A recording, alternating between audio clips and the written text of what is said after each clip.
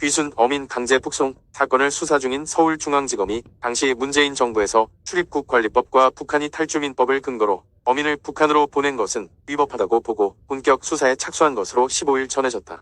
특히 검찰은 서훈 전 국정원장 등이 각 기관 소속 공무원에게 귀순 어린들을 강제로 북송하도록 지시한 것은 직권을 남용해 의무에 없는 일을 하게 한 것으로 직권남용 혐의 적용이 가능한 것으로 보고 수사 중이다. 본지 취재를 종합하면 검찰은 문재인 정부의 어민 북송은 헌법과 법률을 명백히 위반한 것으로 판단하고 있다. 통일부는 어린 북송 직후 출입국관리법과 북한 선박 인원 월선 매뉴얼을 일부 준용해 내렸다고 밝힌 바 있다.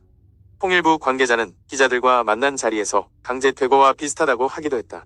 그러나 헌법 제3조에 따르면 대한민국의 영토는 한반도와 그 부속 도서로 한다고 되어 있다.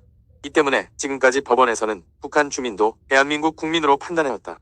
탈북 주민들을 대한민국 국민으로 인정하고 북한이 탈주민법상의 정착 지원을 해온 것도 이 법률을 근거로 했다. 검찰은 출입국관리법이 외국인이나 무국적자를 대상으로 하기 때문에 대한민국 국민인 탈북 어민들에게 적용할 수 없는데도 문재인 정부가 위법하게 적용한 것으로 판단하고 있다고 한다.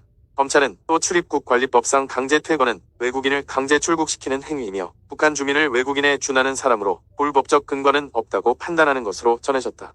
검찰은 북송 이후 통일부가 이들이 살인 등 중대한 비정치적 범죄로 보호 대상이 아니며 우리 사회 현입 시 국민의 생명과 안전에 위협이 되고 흉악 범죄자로서 국제법상 난민으로 인정할 수 없다고 판단해 정부 부처 협의 결과에 따라 추방을 결정했다고 밝힌 부분에 대해서도 판단을 달리하고 있다.